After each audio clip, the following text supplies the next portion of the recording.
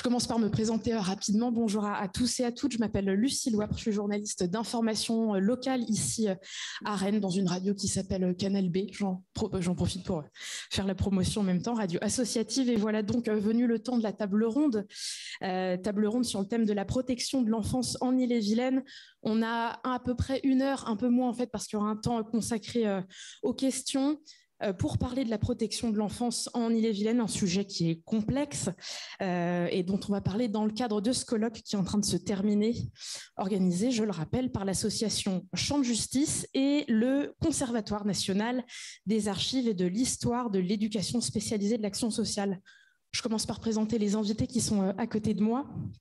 Anne-Françoise Courteil, bonjour. On fera passer le micro pour les réponses, évidemment, après.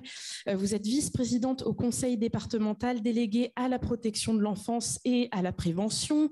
À côté, on a Benoît Rocher. Bonjour.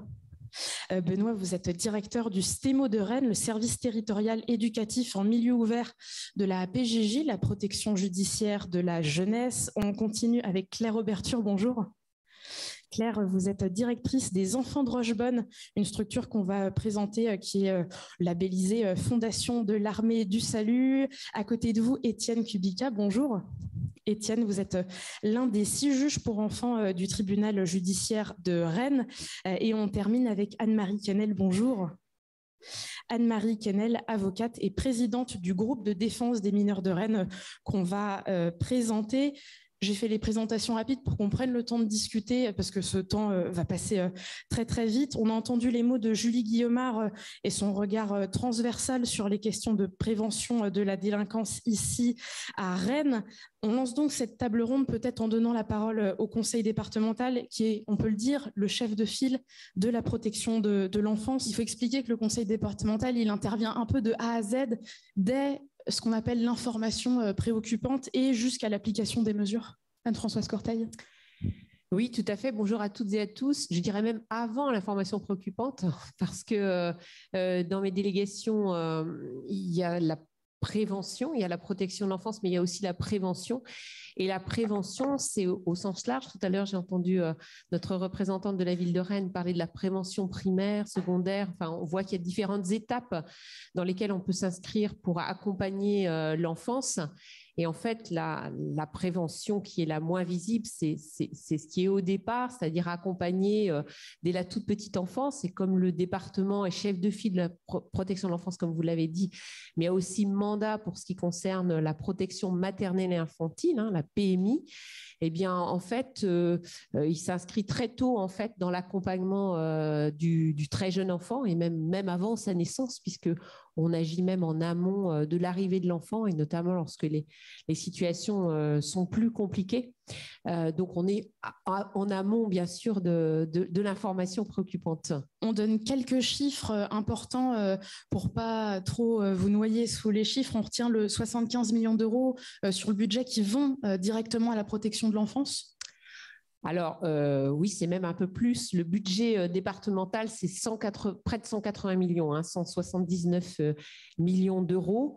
C'est vrai que la prévention, ce budget enfance-famille, hein, comme on l'appelle, ce qui est à la fois tout ce qui est protection de l'enfance, puis aussi la PMI, en fait, il est assez réducteur pour parler de la prévention, parce que la prévention, nous, on la pratique, on la vit, on l'accompagne à travers toutes nos politiques en transversalité. Je pense que ça a été très bien dit tout à l'heure quand on voit tout ce que peut mettre en œuvre une ville avec du partenariat. En fait, nous, la prévention, c'est aussi à travers notre soutien aux associations sportives, aux milieux culturels, évidemment à l'éducation, hein, donc et notamment les collèges, puisque les départements sont compétents en matière de collège. On voit que c'est beaucoup plus large que ça. Mais dans le dur, oui, on est sur des budgets. Le premier budget au département, c'est près de 180 millions d'euros. Et sur ces 180 millions d'euros, c'est 82 millions d'euros qui sont consacrés aux établissements et services. C'est 56 millions d'euros qui sont consacrés à l'accueil chez les assistants familiaux. Et puis, c'est 28 millions à la prévention, qu'il a plus fléché, prévention de l'enfance en danger ou en risque de danger. Et juste pour ne pas trop monopoliser, mais puisque vous avez évoqué la notion d'information préoccupante, il faut quand même indiquer un petit peu ce que c'est, même si peut-être que tout le monde le sait dans cette salle. C'est-à-dire que notamment depuis la loi de 2007 dont a beaucoup parlé Jean-Pierre Rosenweg tout à l'heure, je me suis bien retrouvée. On a désigné donc le département comme chef de file de la prévention et la protection de l'enfance. Et parmi ses missions, il a celle de recueillir toutes les informations qui peuvent être préoccupantes concernant des mineurs qui sont soit en danger ou en risque de danger. Donc, il a l'obligation d'organiser le recueil de ces informations, de les traiter, c'est-à-dire d'évaluer les situations et puis ensuite d'orienter. Et pour le département d'Ille-et-Vilaine, puisqu'on donne un petit peu de volume, on a 7000 enfants qui sont pris en charge au titre de la protection de l'enfance et dont un petit peu plus de la moitié en prise en charge dite physique, c'est-à-dire 3600. Et ça concerne aussi les mineurs non accompagnés, puisque ça font partie des mineurs. Tout à l'heure, Jean-Pierre Rosenweg en a parlé un tout petit peu. Et puis, pour ce qui concerne les informations préoccupantes, c'est à peu près 2000 informations, un petit peu plus, qui sont traitées chaque année, qui sont évaluées d'abord au sein des familles, puis dans l'entourage de l'enfant ou des enfants qui sont concernés par ces signalements pour accompagner et protéger ces enfants. Alors, il se trouve que le territoire sur lequel on vit, le territoire d'Ille-et-Vilaine, est un territoire qui expérimente dans un cadre légal qui évolue. Il y a cette loi, la loi Ataka, qui vient d'entrer en vigueur au mois de février 2022. Qu'est-ce qui est expérimenté, s'il fallait l'expliquer en résumant, par le conseil départemental? Il y a plusieurs mesures, plusieurs dispositifs. Oui, alors rappelez donc là encore je fais référence à l'intervention précédente, mais ça fait le lien au final qu'effectivement il y a des lois, il y a beaucoup de lois sur la protection de l'enfance. Il y a 2007, 2016 et 2022, 7 février 2022, et puis on a un schéma départemental de la prévention et la protection de l'enfance. Donc c'est vrai que nos politiques, elles sont très cadrées. À travers à la fois ce schéma départemental qui fixe les orientations et puis bien sûr dans un cadre législatif qui est légal, qui est très, très précis.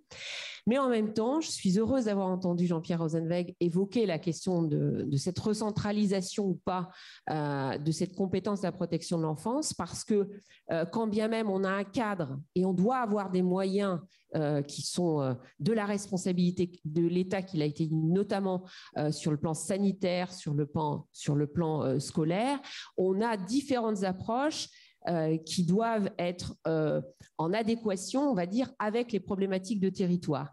Et je pense aussi que la capacité des territoires à innover, à répondre de manière adaptée et de manière renouvelée, permet aussi qu'on s'adapte constamment aux évolutions sociétales, parce que de même que des problématiques de solidarité humaine comme le handicap ou la perte d'autonomie pour les personnes âgées, pour la protection de l'enfance, c'est aussi un domaine, n'est-ce pas, qui est en perpétuelle évolution et qui suppose d'avoir une capacité à innover, ce pourquoi on a la chance d'avoir un tissu de partenaires, d'associations, d'acteurs qui nous aident à apporter des réponses innovantes pour répondre à ces enjeux en matière de protection de l'enfance. Et on reviendra notamment sur des alternatives au placement classique avec vous, je cherche le nom, les enfants de Rochebonne. Merci.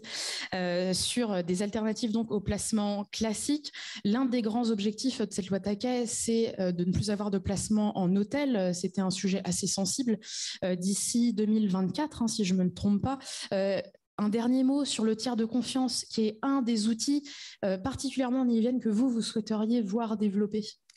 Oui, alors pour ce qui concerne les lois, elles sont un cadre, elles nous aident à avancer, puis parfois on les inspire un petit peu dans nos pratiques, et je pense qu'en Ille-et-Vilaine, on peut avoir cette fierté d'avoir pu contribuer à certains éléments qui paraissent aujourd'hui dans la loi. Alors vous l'avez dit, les questions d'hébergement en hôtel nous concernent sans doute moins que d'autres territoires, nous, essentiellement, on a recours à l'hébergement en hôtel pour des jeunes étrangers qui arrivent et qui sont en attente d'évaluation. Mais clairement, il faut très vite ensuite, à partir du moment où la minorité est établie, qu'on puisse répondre en termes d'accueil. Aujourd'hui, on a développé un certain nombre d'accueils. On a à peu près 550 accueils pour les mineurs non accompagnés. On a 742 mineurs aujourd'hui non accompagnés qui sont accueillis. Donc, voilà, donc ces questions d'hébergement, on est déjà très, très impliqués. De même que tout à l'heure, il a été évoqué l'accompagnement des jeunes majeurs pour éviter les sorties sèches de l'aide sociale à l'enfance. Bon, le département d'Ille-et-Vilaine est déjà un département qui propose systématiquement aux jeunes majeurs de contractualiser pour les accompagner jusqu'à l'âge de 21 ans. Et même j'ai ma collègue qui est en charge de l'insertion qui est dans la salle, Caroline Roger-Moigneux, qui en témoignerait. On est aussi sur des réflexions en termes d'accompagnement des jeunes de 21 à 25 ans, parce que l'accompagnement, ça ne s'arrête pas à 21 ans. Et quand on n'a pas la chance d'avoir une famille pour être là et notamment financer des études ou aider dans les aléas de la vie, il faut bien qu'on ait des relais. Et nous, au département d'Ille-et-Vilaine, on veut que ces jeunes de l'ASE soient suivis jusqu'à 25 ans pour qu'on n'ait pas de période de non prise en charge. Et je sais que vous m'avez interrogé sur les tiers dignes de confiance. Simplement dire que je suis ravie que cet élément figure à nouveau, parce que ça a déjà été évoqué dans les textes de loi précédents, mais vient à nouveau réinterroger la nécessité absolue de se poser la question de l'entourage de l'enfant comme étant un relais lorsque cet enfant il est en difficulté dans son milieu familial. C'est tout à fait ce qu'on développe, mais pour ça, nous, département d'Ille-et-Vilaine, on va s'engager aussi à accompagner ces tiers dignes de confiance, parce que c'est pas forcément simple, même si on a l'intention, même si il y a une belle rencontre entre l'enfant et puis ce tiers, c'est pas si simple que ça de faire tiers par rapport à des parents qui sont toujours existants. Et donc, ça s'accompagne. Ça, c'est vraiment quelque chose sur lequel on veut donner priorité aujourd'hui. Je donne la parole à Monsieur Étienne Kubica, l'un des 6 juges pour enfants ici à Rennes. On explique que chaque cabinet prononce 500 mesures, entre 400 et 500 mesures par an pour autant de familles c'est pas exactement ça, c'est 450 dossiers. Donc, en termes de jugement, ouais, c'est un peu plus. C'est-à-dire que dans une mesure, effectivement, il peut y avoir plusieurs enfants qui sont pris en charge. Donc, effectivement, en moyenne, on suit entre 1000 et 1200 enfants. On dit un mot sur le déclenchement de la procédure. Il était question d'informations préoccupantes. À partir de quel moment est-ce que le juge pour enfants se saisit d'une affaire ? Alors justement, c'est que le juge des enfants, il ne se saisit normalement pas par principe d'une affaire. Il doit être saisi par d'autres, par le procureur de la République, par les parents, par l'enfant ou... Et effectivement, la raison pour laquelle on a mis un certain nombre de filtres, c'est que le juge des enfants, c'est un juge d'exception. Le principe, c'est la protection administrative, et c'est seulement effectivement à titre subsidiaire que le juge peut intervenir. La raison de cette intervention subsidiaire, c'est que le juge y porte de manière effectivement certaine aux libertés fondamentales, au respect de la vie privée, et que pour cette raison, effectivement, il fallait restreindre son intervention au cas où l'adhésion de la famille n'était pas possible. Néanmoins, cette intrusion dans la vie privée, elle est justifiée parce qu'il y a d'autres droits qui sont mis en avant, notamment par exemple le droit des enfants, le droit de ne pas vivre et de subir des mauvais traitements notamment. Le juge pour enfants, il est à l'écoute d'un public très particulier, des mineurs. Vous souhaitiez parler de l'adaptation de la norme judiciaire à ce public particulier qui peut parfois être très jeune. Comment est-ce que le juge pour enfants parle à ce public-là ? Alors, oui, justement, pour y revenir, parce que la justice des enfants, c'est une justice qui est adaptée aux mineurs, qui est centrée sur l'enfant. Et il faut aussi préciser, c'est que l'enfant n'est pas l'objet de la procédure, c'est un sujet à part entière. Il dispose d'un certain nombre de droits, il peut saisir le juge, il a droit à un avocat, il a l'obligation d'être entendu dès lors qu'il dispose du discernement suffisant. Un discernement, on fixe ça. Voilà, la plupart des collègues fixent ça plutôt vers l'âge de 8 ans. Il peut également contester les décisions et il peut également, les décisions lui sont notifiées à partir également de l'âge de 16 ans. Ça suppose effectivement une adaptation, qu'il y a un changement de posture du magistrat qui effectivement de faire valoir ses droits tout au cours de la procédure, au cours de l'audition. Voilà, ça se traduit par une écoute active, par des questions qui forcément sont ouvertes pour éviter d'influencer le mineur ou de favoriser sa suggestibilité. On ne va pas demander comment ça va dans la famille, on va poser la question par le mode ton père, par exemple. Et également par une formulation qui est adaptée. Et dans ce cadre-là, c'est vrai qu'à Rennes, notamment, avec d'autres collègues, on s'est interrogé et on s'est inspiré des travaux outre-Manche, pas seulement du Québec, pour voir ce qui était fait ailleurs, et notamment aux États-Unis et en Angleterre, ce qui est toujours intéressant pour nous en tant que juge des enfants, parce que le juge des enfants est une institution qui est née aux États-Unis en 1899 à Chicago, et de voir ce qui était fait, notamment aux États-Unis et en Angleterre. Les juges des enfants ont vraiment réfléchi à la méthodologie de la rédaction adaptée aux mineurs. Méthodologie qui effectivement passe soit par des notes explicatives, par des lettres. Moi, j'ai même pu observer certaines décisions qui prenaient la forme de dessins animés ou de schémas. Et c'est vrai que dans ce cadre-là, on a réfléchi effectivement pour adresser effectivement en complément de nos décisions de justice des courriers aux mineurs. Courrier qui effectivement nous oblige en tant que juge à être excessivement concret sur les termes qu'on emploie aux enfants, effectivement de tous départir de tous cet attirail sur le attendu que, sur cette tournure très impersonnelle qui nous permettent effectivement d'être au plus prise de la réalité de l'enfant. Également pour le mineur d'avoir une décision qui est mieux comprise par lui, qui sera mieux acceptée également, et donc on garantit la pleine efficacité. Et enfin d'avoir, effectivement on est aujourd'hui dans une école de travail social, d'avoir un élément, un outil pour les travailleurs sociaux qui vont reprendre la décision avec le mineur et qui permettra effectivement de travailler les objectifs qui sont fixés par la mesure. Si on parle de spécificité sur le territoire brétilien, ici comme ailleurs, les mesures sont parfois longues à pouvoir faire appliquer, des mesures qui sont très différentes. Il y a toute une palette de mesures. Je vous laisse peut-être dire un mot là-dessus. Ce sont 400 mesures qui ne peuvent pas être appliquées chaque année. Ça, c'est à peu près pour les mesures de placement, il y en a 340. Il y a également des listes d'attente pour les mesures d'assistance éducative en milieu ouvert. Alors pour résumer un peu, pour présenter pour un public qui ne connaît pas, on peut dire que si on prend une métaphore médicale, c'est que la mesure d'assistance éducative en milieu ouvert, ce sont les antibiotiques, et les mesures confiant l'enfant à un tiers, c'est plutôt effectivement c'est l'hospitalisation. Il peut y avoir également des alternatives, on en parlera, des placements à domicile, des mesures d'assistance éducative renforcée, ce qui est toujours intéressant comme il a été indiqué, parce que souvent c'est des initiatives de terrain qui ont été expérimentées, qui ont été dupliquées dans la loi. On le voit dans la loi du 7 février 2002, par exemple, qui consacre la mesure d'assistance éducative renforcée. Ce qui est dramatique, c'est qu'effectivement, c'est qu'indépendamment de ce panel, indépendamment de ces outils, on est confronté, mais pas seulement le département d'Ille-et-Vilaine, c'est une situation qui est nationale, et même, malheureusement, on peut dire que comparé à d'autres départements, on est plutôt dans une situation assez enviable, à ces inexécutions de mesures, qui est quelque chose de dramatique, parce qu'effectivement, les mineurs qui doivent recevoir une protection sont en danger, et qu'on les laisse dans une situation de danger. C'est dramatique également pour les professionnels qui ne mettent pas de sens dans l'exercice de leur mission, et c'est dramatique également pour la confiance que les justiciables, les familles peuvent nous accorder. Quand on est dans une audience où est-ce qu'on doit recueillir l'adhésion de la famille, qu'on essaye d'expliquer qu'il y a une situation de danger, que c'est quelque chose d'important, et que dans le même temps, on va dire que la collectivité, elle fait ce qu'elle peut et qu'elle va prendre en charge la situation, pas tout de suite, peut-être d'ici 6 mois, peut-être d'ici 1 an. Aujourd'hui, on comprend qu'il y a une volonté sur le territoire brétilien, mais également à l'échelle nationale, d'éviter la séparation entre l'enfant et son milieu familial.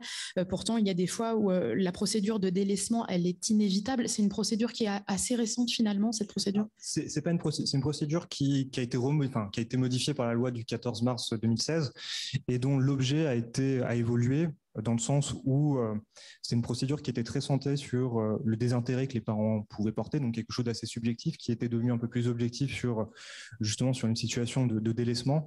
Et comme ce qui vous a été indiqué précédemment, remet en avant, rééquilibre plus effectivement qui met au centre l'intérêt de l'enfant et qui effectivement atteste qu'on n'est pas face à une question d'autorité parentale, de prérogative, mais une question de responsabilité, de montrer que dès lors que ces responsabilités ne sont pas exercées, il faut peut-être envisager de changer le statut de l'enfant. Alors, ça suppose quand même un certain nombre de questions, ça suppose notamment de bien évaluer les compétences parentales, de bien constater qu'il n'y a pas de changement possible, et d'autre part de mettre cette procédure peut-être pas de manière hâtive et d'avoir un temps de réflexion au préalable. Ça reste marginal le recours à ces procédures aujourd'hui ? C'est de plus en plus le cas. Les statistiques qui vous étaient dites sur le nombre par exemple, d'enfants qui sont adoptés à l'issue de ces procédures, ça reste pour le moment effectivement assez marginal. Je me tourne vers Anne-Marie Quesnel. Bonjour Anne-Marie Quesnel. Je vous représente, avocate présidente du groupe de défense des mineurs de Rennes.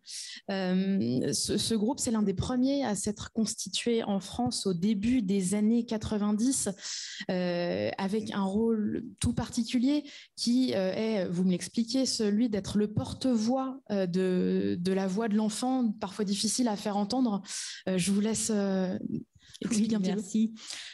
Effectivement, ça n'a pas été le premier. On a été dans les premiers dans la mouvance de la signature de la Convention internationale des droits de l'enfant.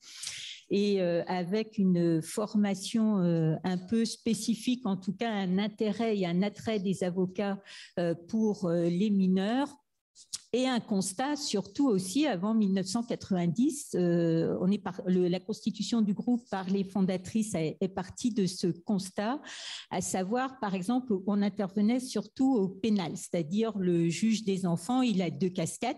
Il a la mission de protection de l'enfant et il est également le juge répressif puisque c'est ce même juge qui va prononcer des sanctions quand il y a une infraction qui a été commise.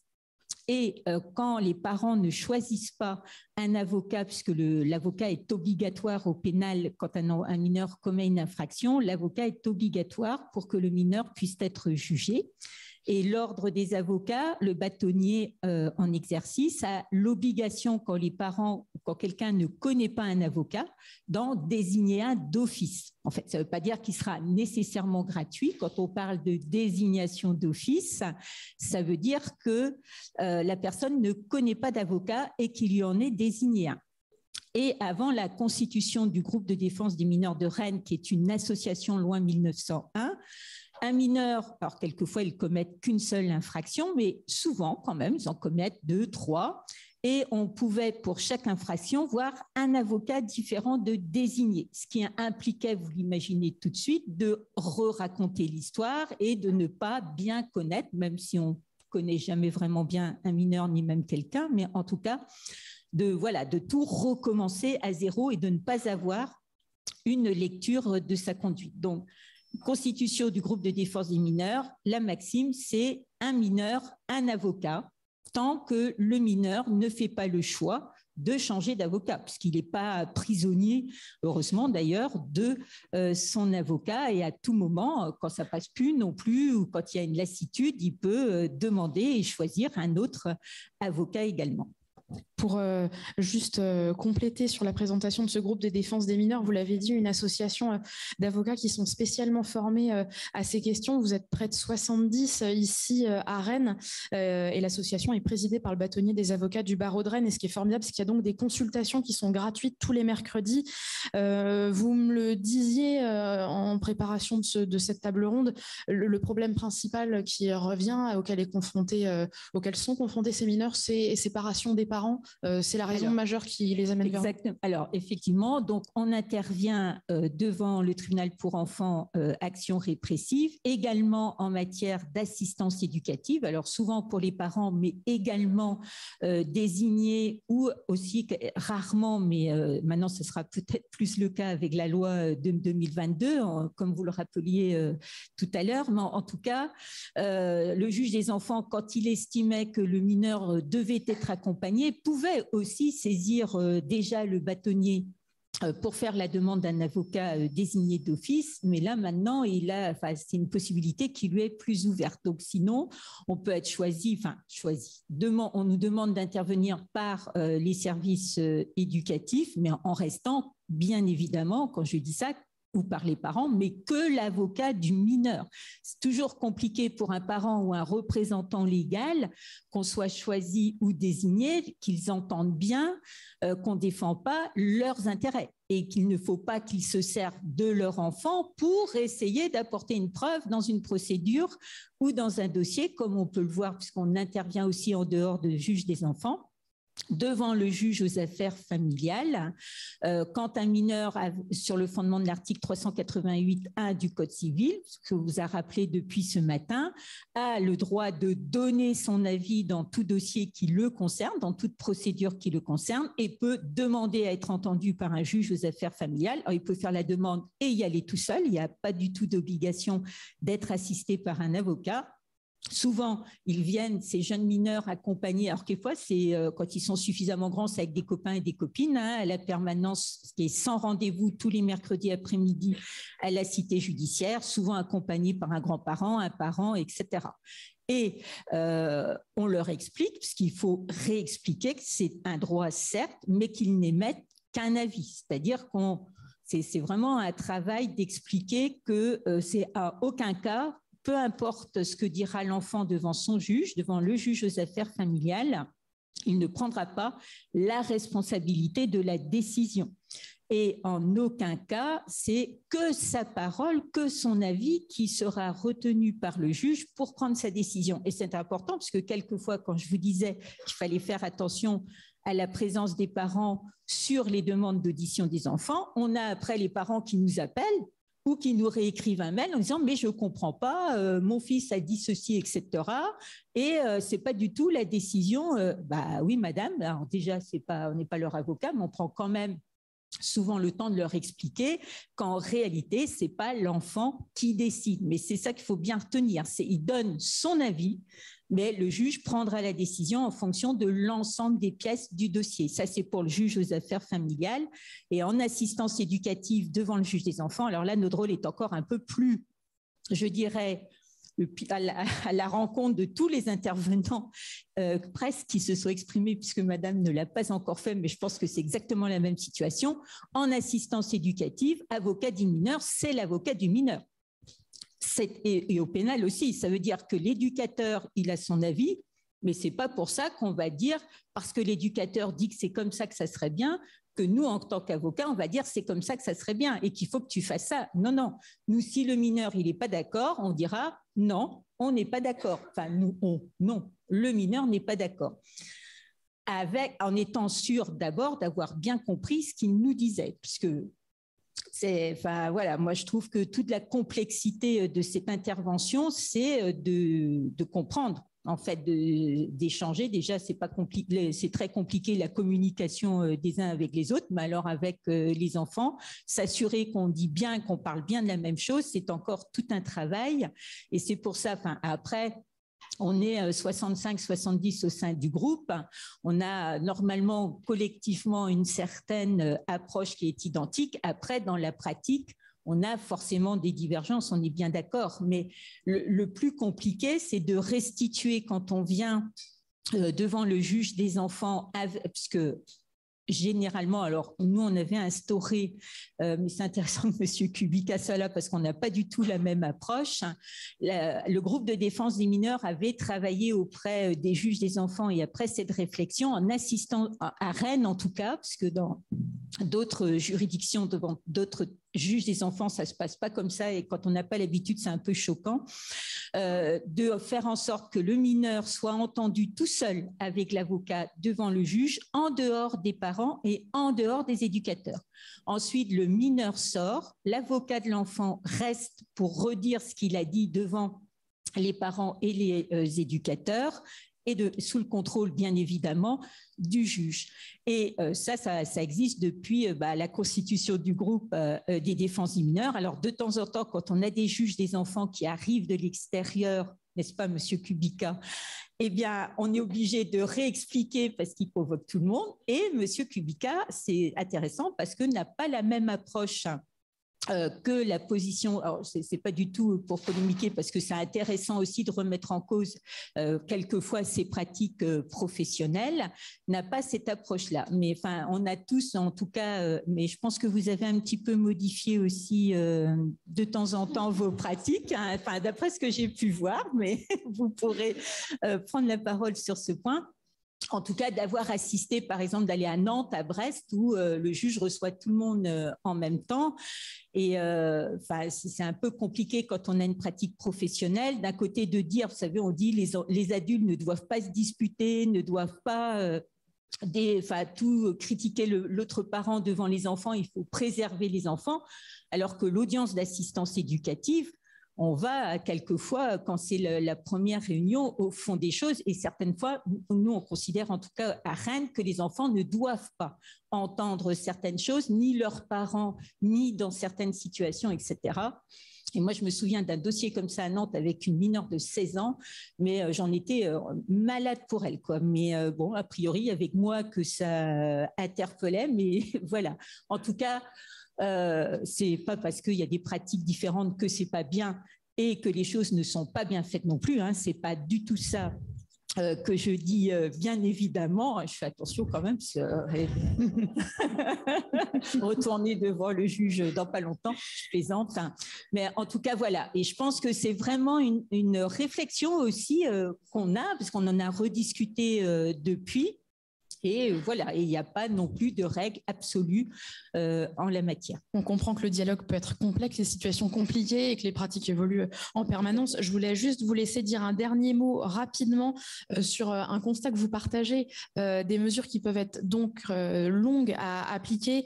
Vous parliez, vous, des appels qui peuvent être longs. Vous constatez toutefois que ça commence à bouger de ce côté-là? Oui, tout à fait. Il y avait un vrai souci parce qu'en matière d'assistance éducative, le mineur, c'est la seule procédure où il est parti à la procédure et s'il n'est pas d'accord avec une décision de placement, même si ce n'est pas souvent utilisé, c'est souvent les parents qui relèvent appel, peut tout seul faire appel d'une décision qui le concerne. Mais souvent, quand les parents ne sont pas d'accord, soit sur la durée du droit de visite, etc., soit sur le placement même de la décision, et qu'ils font appel, alors je vais peut-être un peu dans le désordre, mais quand une décision de placement d'assistance éducative en milieu ouvert est prononcée, il y a une durée, bien évidemment, qui est fixée par le juge, ça peut 1 an, 2 ans. Et quand vous relevez appel, le temps que le dossier, puisqu'il n'y avait qu'une chambre, un magistrat qui était affecté jusqu'à encore la rentrée dernière, donc on arrivait à 15 mois, 18 mois avant que le dossier soit réexaminé par la Cour d'appel. Donc inutile de vous dire, la mesure, elle s'était installée, ça n'avait plus aucun intérêt. Souvent, on arrivait devant la Cour avec l'appel n'a plus d'objet, puisqu'entre-temps, le juge des enfants avait convoqué une nouvelle audience pour revoir la mesure et faire l'évaluation, ou qu'il y avait un nouveau jugement qui avait été prononcé depuis. Donc, depuis effectivement l'été dernier, la Cour d'appel a pris la mesure de cette difficulté, puisqu'il y a désormais un dédoublement de la Chambre des mineurs, et que là, on peut arriver à 6 mois, 7 mois, en fait, avec une audience devant la Cour, ce qui est pour nous remarquable. On poursuit la table ronde avec Claire Auberture, je vous laisse passer le micro, directrice des enfants de Rochebonne, qui est labellisée Fondation Armée du Salut. C'est une maison d'enfants à caractère social qui a été lancée du côté de Saint-Malo dans les années 50. Ça fait un moment maintenant. Il y a plus de 80 personnes qui y travaillent avec plusieurs pôles, plusieurs services. On va surtout parler des alternatives au placement classique. Il est question de placement à domicile, 2 mots qui ne semblent pas aller ensemble. En fait, c'est lorsque l'enfant reste à son domicile, mais avec un suivi étroit de cet enfant-là. Oui, exactement. Alors, la mesure est bien une mesure de placement. Je regarde M. Rosenweg. On parle encore de placement. C'est bien une mesure de placement, mais qui s'exerce à partir du domicile des parents. Et c'est bien à ce moment-là les professionnels et l'établissement, l'institution qui se mettent au service de la famille à son domicile, avec un suivi qui est un suivi étroit, un cahier des charges qui nous amène à une moyenne de 3 interventions par semaine auprès de l'enfant, de la fratrie éventuellement, des parents. Ce que nous nommons la permanence éducative, c'est-à-dire un professionnel de l'équipe disponible 24 heures sur 24, 365 jours par an, pour pouvoir intervenir en cas de situation qui commence à déraper un petit peu, ou juste parce que le parent a besoin à un moment donné d'une écoute, d'une oreille, mais aussi l'enfant. Le service c'est aussi doté d'outils spécifiques comme le café parent, des espaces d'expression à la fois pour les parents mais aussi pour les enfants. L'idée étant bien d'évaluer avec la famille dans son ensemble les compétences de chacun et de partir de ces compétences pour permettre une évolution de la situation et autant que faire se peut, éviter la séparation ou alors la travailler ensemble. Et à ce moment-là, on se rend compte que tant pour les enfants que pour les parents, quand on a pu prendre ce temps-là, l'accueil en service, l'accueil en établissement se fait de manière tout à fait différente. Dans certaines, on a aussi un élément majeur de cette mesure, c'est ce qu'on appelle le repli, la mise à l'abri. C'est-à-dire qu'à tout moment, 2 jours comme de nuit. 2 jours comme de nuit, 365 jours par an. L'établissement met en œuvre un repli de l'enfant qui peut être à sa demande, à la demande des parents, qui aussi parfois peut être une expérimentation de temps de séparation qui permettent éventuellement de travailler quelque chose autour d'un accueil séquentiel, c'est-à-dire un accueil ponctuel au sein des services de l'établissement, ce qui permet de donner un autre regard et une autre forme d'appréhension de la mesure éventuellement de séparation nécessaire. Les enfants de Rochebonne, c'est à la fois un pôle internat avec donc 30 places pour des placements classiques, un pôle de suivi extérieur avec donc 31 places pour des placements à domicile. On dit un mot sur la MAP, un sigle encore la MEP que j'ai mal prononcé, la mesure d'accompagnement éducatif personnalisé en lien avec le juge pour enfants, hein, c'est ça. Et vous intervenez sur cette mesure-là? Oui, alors effectivement, dans la dynamique du département, nous avons été sollicités pour expérimenter ces mesures éducatives personnalisées qui relèvent du milieu ouvert. Alors, quand on n'est pas spécialisé, effectivement ce que vous nommiez, l'antibiotique et l'hospitalisation. Donc, les enfants de Rochebonne, historiquement, on est plutôt dans l'hospitalisation, même si on fait un peu d'ambulatoire avec le placement à domicile. La MEP nous a amené à envisager une intervention sous la forme d'antibiotiques. Et c'est extrêmement enrichissant pour les équipes, puisque les 2 espaces de l'hospitalisation en ambulatoire et du traitement antibiotique se nourrissent l'un l'autre, ce qui permet d'être en permanence à l'affût de toutes les formes d'évolution dans la famille. La MEP permet une graduation des interventions, c'est-à-dire que par rapport historiquement aux mesures de milieu ouvert, on avait les mesures d'AEMO classiques, les mesures d'AER, d'assistance éducative renforcée. Là, c'est un dispositif global, c'est une mesure globale qui permet avec la famille d'évaluer les nécessités d'intervention et donc leur rythmicité. Il y a un métier qui est au cœur de la protection de l'enfant, c'est celui d'assistants et assistantes familiaux. Et alors, il y a plein de choses qui sont faites chez les enfants de Rochebonne. Et justement, il y a un service de soutien à ces assistants familiaux. Je vous laisse en dire un mot. Ça paraît essentiel d'accompagner ces personnes. Oui, alors là aussi, avec l'appui du conseil départemental, on a pu expérimenter cet accompagnement des assistants familiaux, donc pour 5 situations de jeunes qui présentent des problématiques complexes et donc qui sont accueillis chez des assistants familiaux et qu'on accompagne un petit peu sous les mêmes modalités que le placement à domicile, mais on applique le cahier des charges du placement à domicile auprès des assistants familiaux, avec cette possibilité aussi d'intervention permanente, d'espace d'échange avec les professionnels du service et éventuellement de permettre aux assistants familiaux de confier à l'équipe ponctuellement le jeune pour lui permettre aussi de souffler, ce qui permet de maintenir parfois des accueils qui peuvent être extrêmement lourds pour les assistants familiaux, mais ça autorise à penser permanence de l'accueil pour ces jeunes qui présentent des problématiques complexes. Et enfin, les enfants de Rochebonne, c'est aussi un pôle dit Odyssée pour les MNA, les mineurs non accompagnés, des mineurs qui sont à la fois des mineurs comme les autres, mais aussi un public avec des parcours particuliers.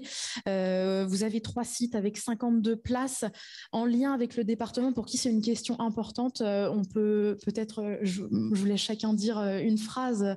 Une phrase chacune, c'est compliqué sur l'accompagnement de ce public. L'une et l'autre, on va avoir du mal, je pense. Effectivement, le département a eu à cœur de proposer des accueils pour ces jeunes.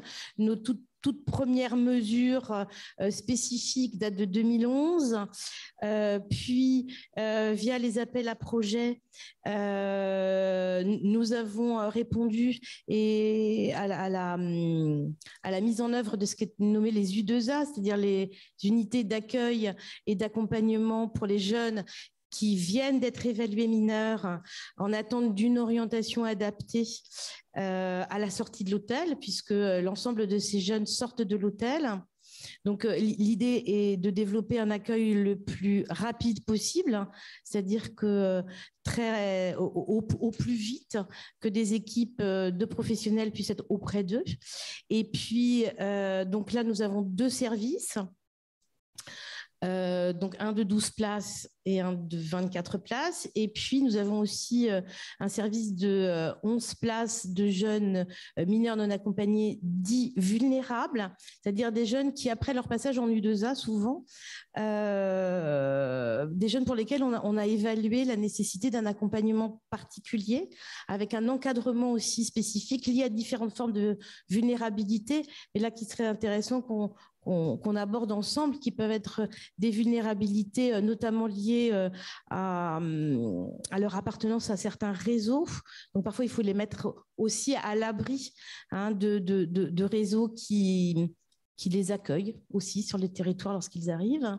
D'autres formes de vulnérabilité qui vont davantage relever de troubles, liés notamment au trauma de l'exil, et puis un dispositif de 5 places pour les jeunes dits autonomes.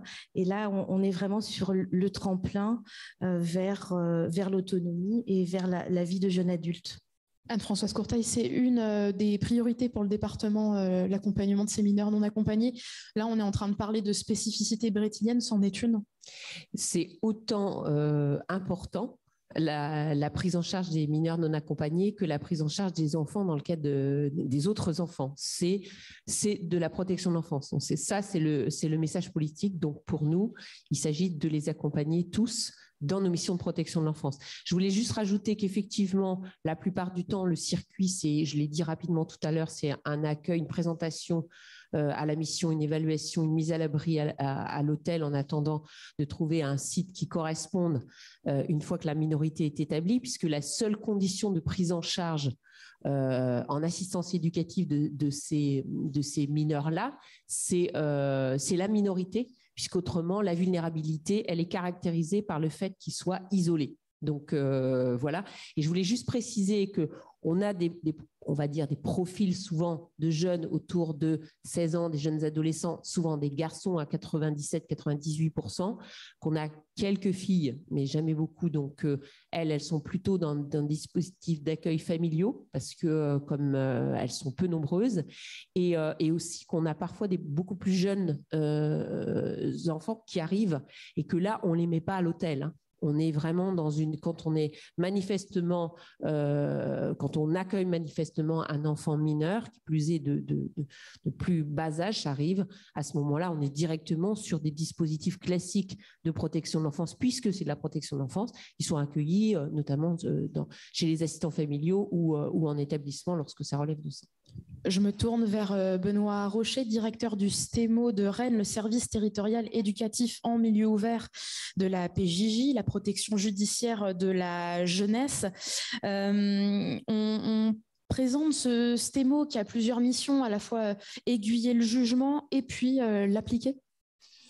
Oui, alors du coup, effectivement, on va déployer alors on est un peu pour filer la métaphore, les antibiotiques, mais davantage au pénal, même si on intervient quand même au civil. On est effectivement là pour intervenir et aider le magistrat dans sa décision. On est amené à mettre en œuvre différentes mesures par rapport à ça, notamment ce qu'on appelle des mesures d'investigation, alors soit sous la forme de ce qu'on appelle des RRSE dans notre jargon, donc les recueils de renseignements socio-éducatifs, qui permettent en fait à un instant T de livrer et de transmettre au magistrat une photographie, une situation sur le champ social, familial, personnel du mineur, sur aussi sa scolarité, enfin sur l'ensemble de son cadre de vie, de manière à expliquer aussi on va dire le champ dans lequel il est passé, dans lequel s'inscrit le passage à l'acte en fait. Voilà. Le STEMO de Rennes, on explique, c'est à la fois un établissement de placement éducatif et d'insertion à Clenay et 2 services en milieu ouvert, dont un ici tout près de Rennes à Saint-Jacques-de-la-Lampe, c'est bien résumé? Oui, alors là, mon administration dépend bien du ministère de la Justice et à ce titre a une organisation territoriale qui est un petit peu spécifique. En fait, l'organisation fait que mon service intervient sur presque toute l'Ille-et-Vilaine, mais pas tout à fait toute l'Ille-et-Vilaine, puisque ma direction territoriale s'inscrit sur le territoire du 35 et du 22. Et j'ai un homologue qui est à Saint-Brieuc et qui a 3 unités, l'unité de Saint-Brieuc, l'unité de Guingamp et l'unité de Saint-Malo. Ce qui est la raison pour laquelle mon champ d'intervention, en tout cas le champ de compétences du STEMO, s'inscrit sur quasiment toute l'Ille-et-Vilaine, mais pas tout à fait. Donc on est forcément amené à travailler en lien avec le département, notamment la mission MNA, mais peut-être que j'y reviendrai tout à l'heure, mais voilà, avec cette frange en moins de Saint-Malo. Ce sont 1000 jeunes qui sont suivis chaque année. Ils ont entre 13 et 18 ans. Et donc, au STEMO, pour les accompagner, des éducateurs, des psychologues, des assistants de service social. Est-ce que c'est bien expliqué? Oui, tout à fait. C'est important effectivement alors de redire que la majeure partie des jeunes dont on s'occupe est effectivement entre 13 et 18 ans. Néanmoins, pareil, on peut aller en réalité jusqu'à 23 ans, ce qui vaudrait peut-être parfois le coup d'ailleurs d'harmoniser peut-être les tranches d'âge sur lesquelles on peut aller, puisque effectivement pour les missions locales ou pour les départements, en fait, on n'est pas sur les mêmes possibilités. En tout cas, juridiquement, notre service peut intervenir jusqu'aux 23 ans du jeune. Je souhaitais effectivement insister sur le fait qu'il y a différents champs professionnels qui sont présents au sein du service. J'évoquais tout à l'heure le recueil de renseignements socio-éducatifs. On est aussi à intervenir au civil comme au pénal sur ce qu'on appelle des mesures judiciaires d'investigation éducative et qui là s'inscrivent dans un temps qui est beaucoup plus long que celui du recueil de renseignements socio-éducatifs et où là le regard croisé des différents champs professionnels est très important pour comprendre aussi le fonctionnement familial, la psychologie éventuellement et de l'enfant et des parents, et de voir aussi quels sont les ressorts et les leviers sur lesquels on va pouvoir s'appuyer. Encore une fois, l'idée pour nous, au-delà d'aider le magistrat dans sa décision, c'est aussi a posteriori, quand on applique une mesure, de bien s'assurer qu'il y a une évolution aussi par rapport à un constat, par rapport à une situation initiale. Et chacun à sa place, comme l'évoquait Maître Quesnel tout à l'heure, la position de l'éducateur devant le magistrat ne sera pas nécessairement la même que son avocat. Encore une fois, nous, l'idée, ce sera de transmettre d'une part l'ensemble de ces éléments, mais aussi de transmettre précisément, nous, ce qui nous paraît le plus adapté en l'espèce à la situation. Et encore une fois, tout au long des mesures aussi qui nous sont transmises, qui peuvent être de différents ordres, puisqu'on peut avoir des mesures vraiment éducatives comme des mesures de sûreté, comme le contrôle judiciaire, qui peut être une mesure qui peut peut-être être davantage appréhendée par les participants aujourd'hui. On essaye de toute façon d'être dans une visée éducative par rapport à ça, de façon à ce que, encore une fois, le mineur puisse évoluer, lui, et prendre aussi, puisse se responsabiliser aussi par rapport à son ou à ses passages à l'acte. Les mineurs, on est bien d'accord, on ne l'a pas dit, mais ils sont passés devant le tribunal pour enfants où il y a un juge et 2 assesseurs, c'est ça, monsieur Kubica? Soit il peut être jugé effectivement dans le cadre du cabinet, c'est-à-dire seulement par moi, soit effectivement par un juge et par le tribunal pour enfants, c'est-à-dire présidé par un juge des enfants et comportant 2 assesseurs. Je vois qu'il y a un certain nombre d'assesseurs dans la salle, donc je les salue. Aujourd'hui, il y a peu de mesures qui amènent à la détention qui sont prononcées pour les mineurs. On parle beaucoup de mesures éducatives, probatoires, de composition pénale, avec des modules santé, insertion, placement qui peuvent y être ajoutés. On va parler rapidement, on se dirige vers la fin de cette table ronde, des expérimentations de la protection judiciaire de la jeunesse. Elles se matérialisent à travers des partenariats, notamment avec des associations au STEMO de Rennes. Oui, alors bon, là, l'idée, ça ne va pas être de rentrer nécessairement dans le détail, mais comme le disait Julie Guillaumard, par exemple, tout à l'heure, on met en place aussi des stages collectifs. Voilà, ça fait maintenant un peu plus d'un an et demi que ces stages collectifs, pour la plupart, démarrent au sein de l'hôtel de la ville de Rennes. Donc, avec tout simplement la présence d'un élu et un premier échange entre les mineurs et cet élu, et la visite ensuite de l'hôtel de ville. En tout cas, ça a été une volonté en arrivant ici de pouvoir aussi mettre ce lieu-là et mettre les jeunes, si on peut dire, au cœur de la cité. Encore une fois, la question de leur place, elle est aussi questionnée de façon plus large par rapport à ces passages à l'acte. La question des élus, ils en ont souvent une représentation assez dégradée, ou en tout cas, ils sont sur des représentations qui associent parfois clairement le politique au banditisme, hein, enfin voilà, pour faire un trajet un petit peu court, mais c'est comme ça aussi dans ces termes-là qu'ils peuvent en parler. Donc remettre aussi à un moment donné ces mineurs ou ces jeunes au sein d'un lieu hautement symbolique, et avec encore une fois à l'issue de cette sortie toujours plutôt de la satisfaction de leur part à avoir pu finalement échanger. Alors, pas forcément tous, mais en tout cas pour beaucoup d'entre eux, on a quand même des retours qui sont globalement positifs, avec la découverte aussi d'un lieu hautement chargé en histoire. Ça permet aussi de se dire qu'à un moment donné, ils ont bien leur place, et ça permet aussi de mieux comprendre voilà, ce qu'est l'argent public, quelle place eux, ils peuvent prendre aussi dans la cité, et qu'à un moment donné, ils ne sont pas ostracisés, et qu'effectivement, Belle-Île est désormais un petit peu loin. Je les cite rapidement. Vous avez également des partenariats avec la Fondation Agir contre l'exclusion, FACE, la Fondation de France, l'Institut régional d'éducation et de promotion de la santé sur différentes actions. Je pense qu'on va arriver sur la fin de cette table ronde, bientôt passer aux questions du public s'il y en a. Peut-être un dernier mot de chacun d'entre vous, peut-être sur, voilà, vous venez tous de champs très différents, on est sur une table ronde. Comment aujourd'hui faire dialoguer encore plus ces différents acteurs? Est-ce que certains souhaitent dire un dernier mot avant de prendre les questions du public? Anne-Marie Canel. Oui, juste 2 mots, mais je crois que mes partenaires ne me contrediront pas trop, donc je ne prends pas beaucoup de risques, dans la mesure où on a quand même beaucoup d'échanges régulièrement, que ce soit avec le conseil, en tout cas le groupe de défense des mineurs et avocats, on essaye, mais on est associé aussi par les uns et les autres à des rencontres régulières pour travailler, réfléchir aussi sur certains sujets.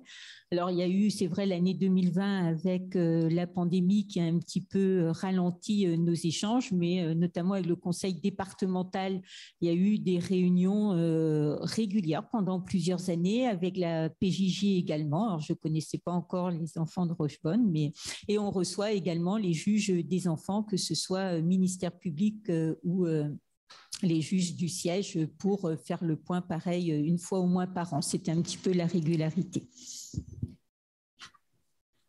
Anne-Françoise Courteil pour le conseil départemental. Oui, je voudrais dire quelque chose qui, je pense, a été peu dit ou pas dit. C'est la question de la place, enfin, la place des enfants, on en a parlé. On a évoqué un peu les parents, mais peu.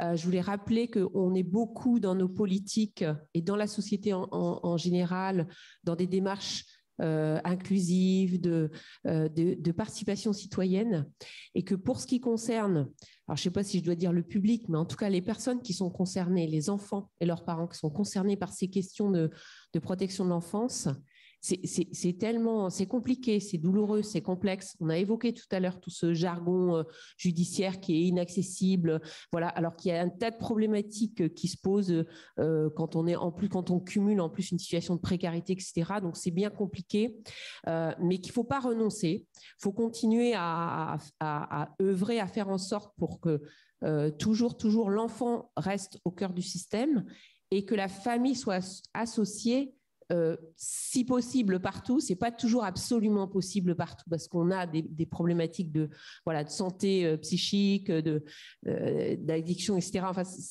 voilà, c'est un vœu.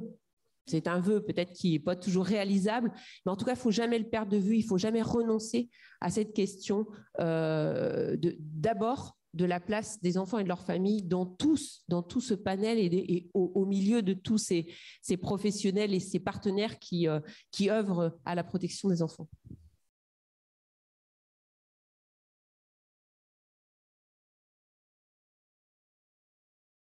Bonjour à tous. Donc, moi, je suis assistant familial et depuis 2016, j'ai été désigné tiers digne de confiance pour mon neveu, justement. Et en fait, ma question était pour Anne-Françoise Courteil. Tout à l'heure, en fait, vous avez évoqué le fait d'accompagner les tiers dignes de confiance lors des mesures. Et en fait, je voulais savoir quels moyens allaient être mis en place par le département pour l'accompagnement des tiers dignes de confiance en Ille-et-Vilaine. Et savoir si dans les choses qui sont entrevues, par exemple, ils allaient pouvoir être inclus dans les réunions de CADEC ou ce genre de choses, afin d'être au plus proche des enfants, des enfants confiés. Merci pour votre question. Ça me permet de développer un petit peu. En fait, on est en train de lancer demain, on a l'Observatoire départemental de la protection de l'enfance, donc je vais en parler plus largement. Mais on est en train de lancer un processus des états généraux de la prévention et de la protection de l'enfance qui devrait intervenir au mois de juin. On va faire des réunions de territoire, donc on cherche des nouveaux axes de travail, d'accompagnement autour de la protection de l'enfance. Donc c'est un axe de travail, mais d'ores et déjà, mon idée à moi, c'est de dire que je pars d'une hypothèse, moi je ne suis pas là en tant que professionnel, je suis là en tant qu'élu, mais le constat, il est fait aujourd'hui que, je vous ai dit qu'il y avait 3600 enfants qui étaient pris en charge sur le département d'Ille-et-Vilaine. Je ne sais pas si vous savez combien il y a d'enfants qui sont pris en charge dans le cadre des tiers dignes de confiance. Il y en a 135. Il y en a 135 et il y a 40 enfants qui sont concernés par les tiers d'accueil durable.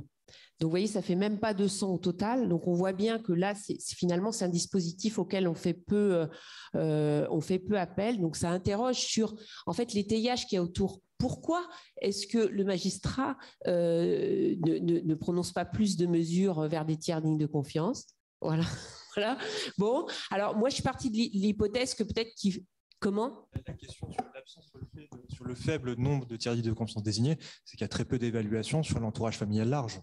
C'est-à-dire que nous, effectivement, quand on est saisi d'une situation, on est saisi souvent d'une situation très dégradée et qu'effectivement, on ne sait pas quelles sont les ressources familiales. Et je pense qu'effectivement, ça, c'est un axe d'évaluation qui est très intéressant et qu'il faut développer impérativement. J'ai une réponse. Donc, effectivement, il faut qu'on travaille plus à l'évaluation pour aller chercher, et la loi du 7 février 2022 va nous y amener. Mais plus loin que ça, jusqu'à présent, enfin moi, ce que j'en ai compris, c'est que ce qui était proposé souvent pour les tiers dignes de confiance, je ne sais pas si ça a été votre cas, mais c'est qu'on propose des mesures d'accompagnement éducatif parfois, parce que ça peut être compliqué de faire tiers, comme je disais tout à l'heure, parce que c'est celui qui vient à la place du parent. Hein. Jean-Pierre Rosenweg disait que c'est un peu compliqué pour l'histoire des grands-parents qui se substituent aux parents. Moi, j'ai rencontré des grands-parents qui étaient tiers dignes de confiance.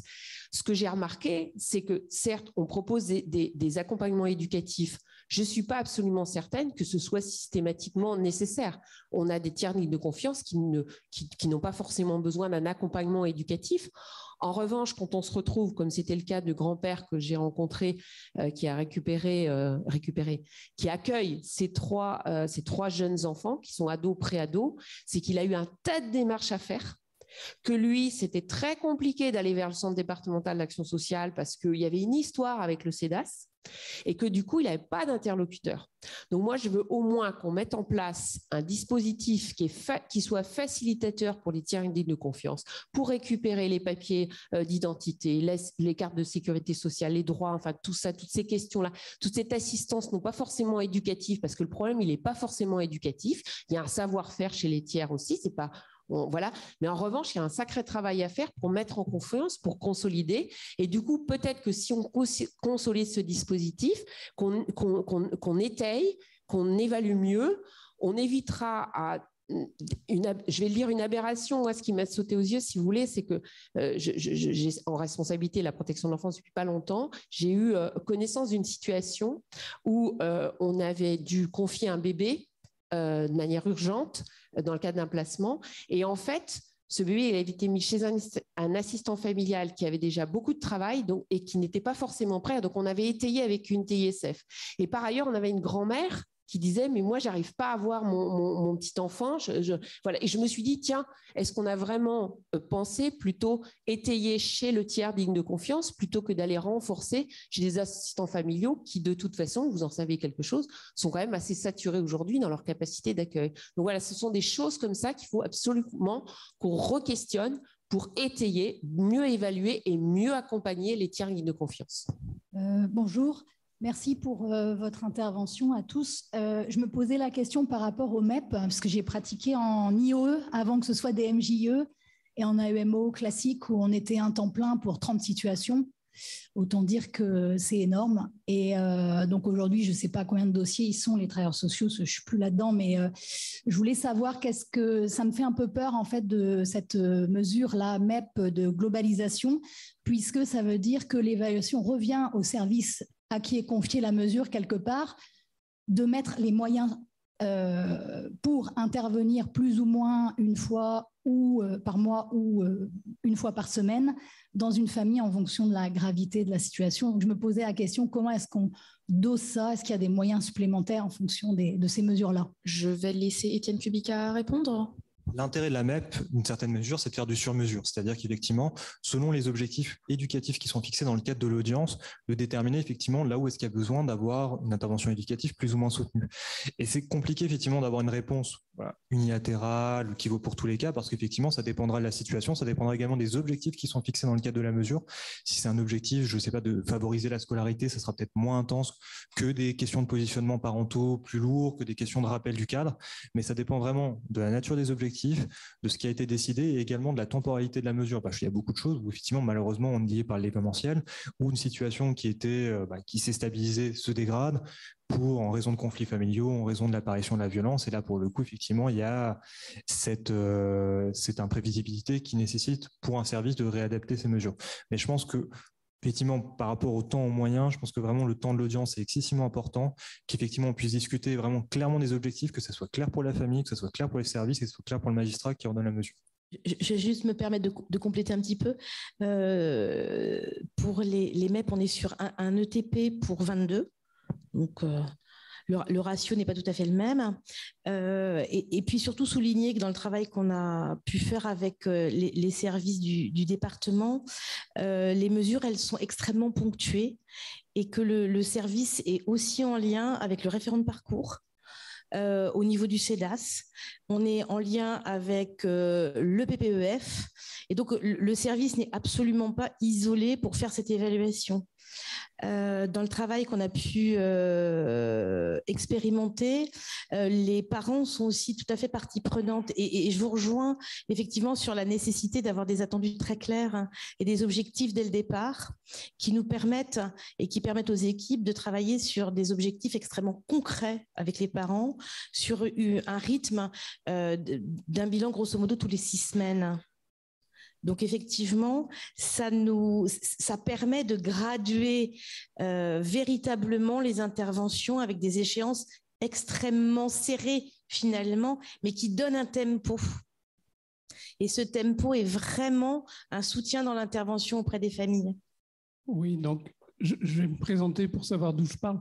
Patrick Cotin, donc je dirigeais une maison des ados et on a créé l'Association nationale des maisons des ados, donc dans un dispositif où il y a au cœur des problématiques de l'ensemble des jeunes.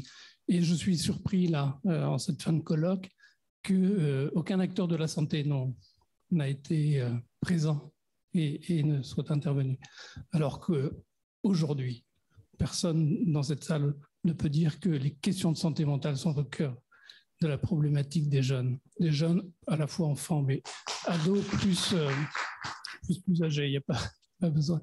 Et vraiment, je n'ai pas de questions particulières sur ce sujet, mais attention, vraiment, on est face actuellement à un risque d'effondrement de la pédopsychiatrie.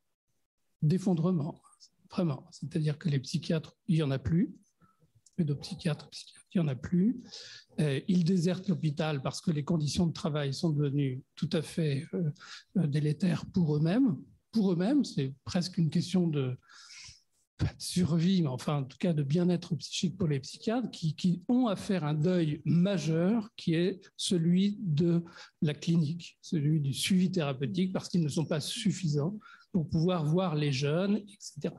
Donc il faut très très très vite, vraiment, et là c'est une alerte peut-être là auprès de Madame Courteil, on a un peu discuté tout à l'heure de la maison des ados, c'est pas pour vanter les mérites de la maison des ados, mais c'est pour dire qu'il faut impérativement et très rapidement, en extrême urgence, développer des dispositifs préventifs, c'est-à-dire qui vont permettre d'éviter.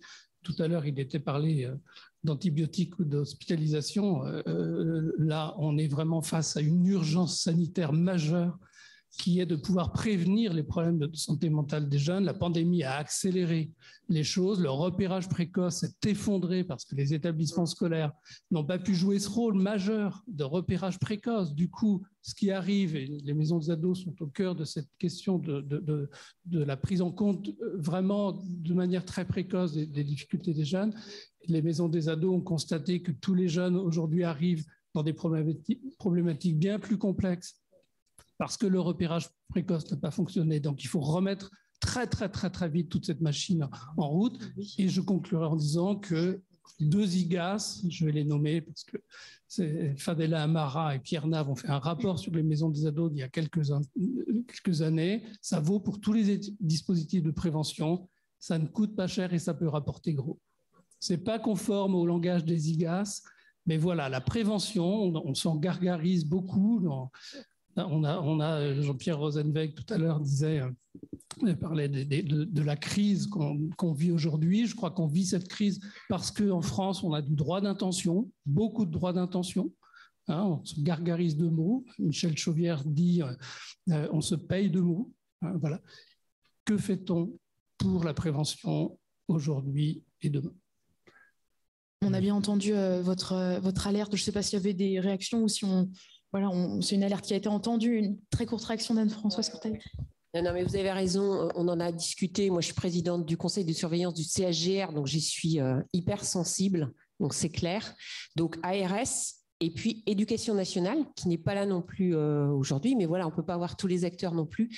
Mais on voit bien qu'on ne peut pas s'arrêter, enfin, on ne peut pas avoir un périmètre restreint et que c'est un enjeu immense. On va s'arrêter là pour les questions. Merci pour votre présence. Merci aux différents interlocuteurs pour leur participation.